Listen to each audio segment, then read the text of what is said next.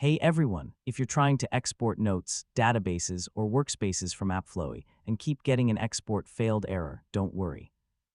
In this video, I'll show you how to fix the most common AppFlowy export problems in 2026. First, check that your device has enough available storage space.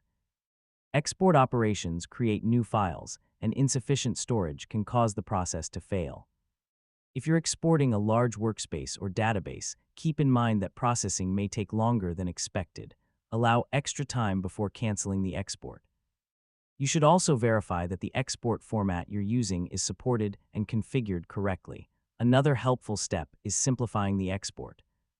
Try exporting a smaller page, database, or workspace section to determine whether the issue is related to file size or specific content.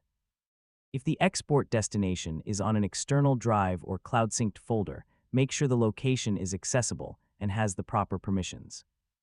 You can also restart AppFlowy and attempt the export again. Temporary application issues can sometimes affect file generation. And that's how to fix AppFlowy export failed errors in 2026.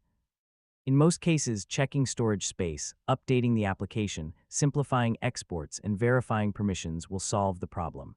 Thanks for watching, and I'll see you in the next tutorial.